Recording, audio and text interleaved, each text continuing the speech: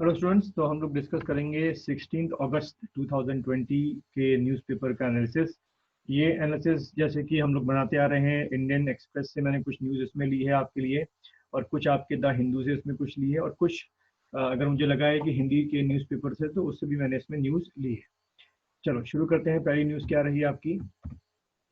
चलिए भाई, पहली न्यूज़ आपकी ये रही, considered me as retired, it is said by MS Dhoni.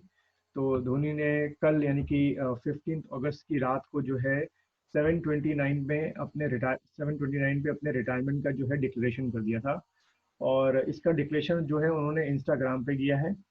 और हम सबसे जो उनकी बड़ी अचीवमेंट है उनको हम क्यों ज़्यादा मानते हैं कि the former Indian captain who lead India to the 2011 World Cup title. और ये सबको पता है कि ये जो वर्ल्ड कप का फाइनल का मैच हुआ था, ये किसके अगेंस्ट में हुआ था? ये श्रीलंका के अगेंस्ट में आपका हुआ था, ठीक है, जिसको लेके अभी कंट्रोवर्सी हुई थी कि श्रीलंका ने कहा था, जो उनके एक प्लेयर हैं, कि हमने ये मैच जो है वो जानबूझ के आ रहा था। खैर जो भी हो, वो बाद में इसको प्रूफ नहीं कर पाए थे।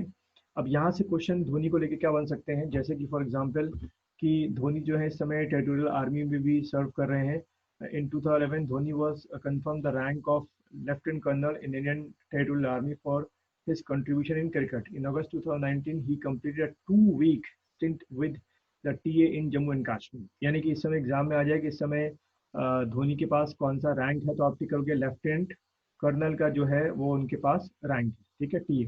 दूसरा यहाँ से मुझे लगता है कि you have to read about the Territorial Army. TA के बारे में हो सकता है कि कोई क्वेश्चन पूछ ले कि टीए पहली बार बना कब था, टेरिटोरियल आर्मी का फंक्शंस क्या होता है, ठीक है। प्लस इनको ऑनर्स, जो सिविलियन ऑनर्स हैं, यानी कि जो that is given by the government of India, वो कौन कौन से इनको ऑनर मिल चुके हैं, तो आपको यहाँ दिख रहा होगा।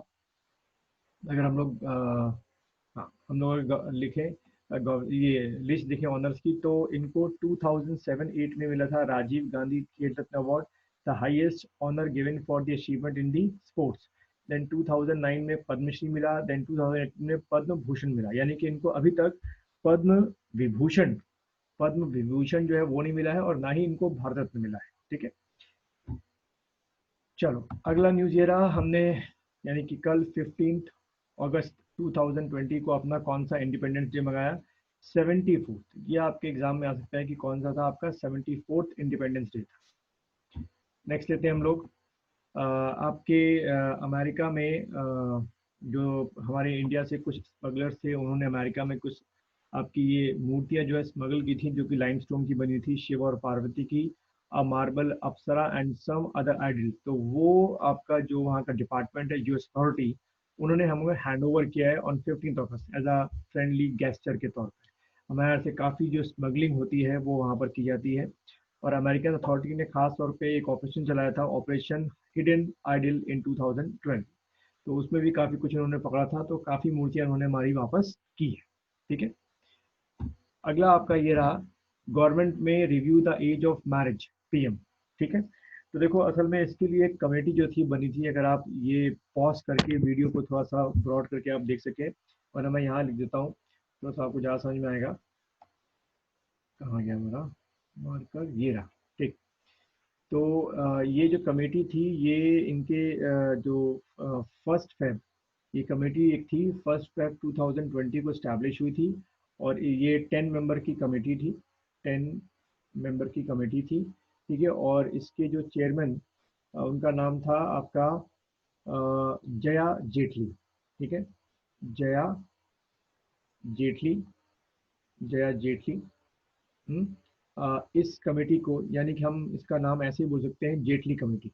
तो इस जेटली कमेटी का फंक्शन ये था कि विद इन 2 to 3 मंथ्स ये अपनी रिपोर्ट दें कि क्या वो मिनिमम मैनेजेबल एज करनी चाहिए। इसका मेन ऑब्जेक्टिव ये है कि अगर हम मिनिमम मैनेजेबल एज 20 ईयर्स कर लेते हैं, तो जो MMR है, मदर मोर्टेलिटी रेट, वो धीरे धीरे हम लोग कम कर लेंगे। क्योंकि हमारे यहाँ आज जो गर्ल्स की मैनेजेबल एज है वो 18 ईयर्स है, और 18 ईयर्स के बाद या तो उसी साल या तो 19 ईयर्स की एज में वो प्रेगनेंसी का जो टर्न है वो अडॉप्ट हो जाता है। तो उससे जो MMR है वो बहुत ज़्यादा हमारे यहाँ बढ़ गया है। तो गवर्नमेंट बहुत अच्छी तैयारी कर रही है कि हो सकता है कि ये जो मैनेजेबल मिनिमम मैनेजेबल एज है वो 20 और 24 के बीच में करें। चलो अगला आपका न्यूज़ में ये रहा, digital health mission will liberate citizen. तो भाई अब एक नया कॉन्सेप्ट आपका आ रहा है, national digital health mission.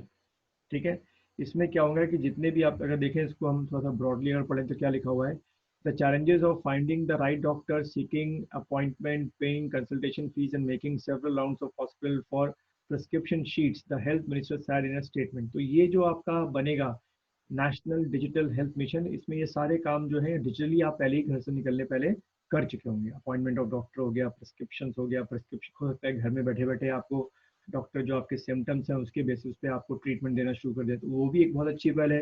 Transportation hospital में जो भीड़ होती है वो बहुत कम हो जाएगी आपकी। तो इसमें से आप थोड़े से नोट तैयार करेंगे, नेशनल डिजिटल हेल्थ मिशन।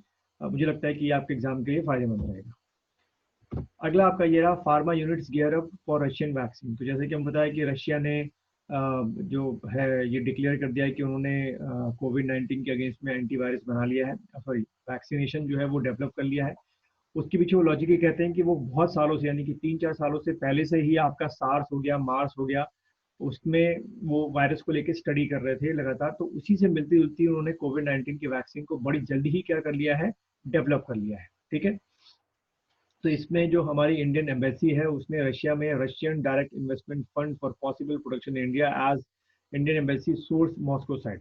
तो मोस्ट प्रॉब्ली बहुत बड़े लेवल पे हम शायद इसका प्रोडक्शन शुरू कर दें। देखो इसका सबसे बड़ी वजह है कि हमारे इंडिया में जो फार्मास्यूटिकल इंडस्ट्री है वो आज कोई नई इंडस्ट्री नहीं है, बहुत पहले से हमारे यहाँ फार्मास्यूटिकल स्टडी जो ये इंडस्ट्री थी वो एक्टिव थी। और उसी की वजह से अगर हमें ये मौका मिलता है कि हम एक फॉर्मूला लेके आए तो मास लेवल हम प्रोडक्शन कर सकते हैं, इवन हम एक्सपोर्ट करने की पोजीशन में भी। नेक्स्ट देखते हैं आपका क्या रहा। नेक्स्ट ये रहा एक प्रशांत भूषण जो आपके सुप्रीम कोर्ट के भी वकील हैं और दिल्ली हाई कोर्ट के वकील हैं।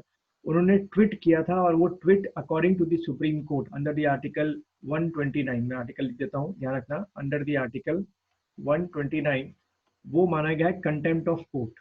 ठीक है, कंटेम्प्ट ऑफ पावर मानी गई है। तो सुप्रीम कोर्ट ने बोला है कि हमें इसमें किसी की परमिशन लेने की जरूरत नहीं है, we take a suo motu action and. और जो ट्वीट है उसमें काफी आपके डिस्कशन हुआ सुप्रीम कोर्ट के अंदर। Prashant Bhushan also got a right to clarify himself in front of the court की ट्वीट में कुछ ऐसा नहीं है, पर फाइनली सुप्रीम कोर्ट ने बोला कि नहीं, ट्वीट में सीधे सीधे दिखता है कि आप कंटेम्प्ट ऑफ कोर्ट कर रहे हैं, यानी कोर्ट की बेइज्जती कर रहे हैं। और उनको गिल्टी बोला गया है और 20 अगस्त को उनको सजा होगी। तो अगर मैक्सिमम इम्प्रिजमेंट देखे कंटेम्प्ट ऑफ कोर्ट का इस केस में, तो प्रशांत भूषण को 6 मंथ्स का इम्प्रिजमेंट हो सकता है। तो यहाँ से हमें हमारे एग्जाम के लिए मिल गया कि कंटेम्प्ट ऑफ कोर्ट जो है वो अंडर द आर्टिकल 129 आता है। और supreme court contempt of court का जो कॉन्सेप्ट है वो आपका किसी से को परमिशन लेने की जरूरत नहीं है, वो स्यूमोटो भी शुरू कर सकता है। अगला आपका ये रहा, T cell immunity prevents recurrent severe कोविड-19 डिजीज। तो यहाँ से टी सेल आ रहा है। तो टी सेल कहाँ बनते हैं, अगर ये थोड़ा सा आपका मेरी इमेज आ रही होगी बीच में, T cell is a type of lymphocyte. ठीक है, और ये कहाँ बनेंगे, डेवलप इन थाइमस ग्लैंड जो आपकी यहाँ पर होती है जहाँ कॉलर बोन मिलती है। ठीक है, तो देखो हमें एक क्वेश्चन एमसीक्यू के लिए या बायोलॉजी के एक पार्ट से हमें मिल गया कि टी सेल का प्रोडक्शन बॉडी में या ह्यूमन बॉडी में कहाँ होता है। चलो स्टूडेंट, तो ये थी आपकी कुछ 16 अगस्त की इंपॉर्टेंट न्यूज़। कल मैं फिर मिलूंगा 17 अगस्त की न्यूज़ के साथ। और जितने भी मैंने आपको असाइनमेंट्स दिए हैं उन्हें बनाए, मुझे पूरी उम्मीद है कि आपकी अपकमिंग आईएएस प्रीलिम्स या सीडीएस या एसी सीएपीएफ के एग्जाम में इसमें से काफ़ी क्वेश्चन आ सकते हैं। मिलते हैं फिर 17 अगस्त की न्यूज़ के साथ।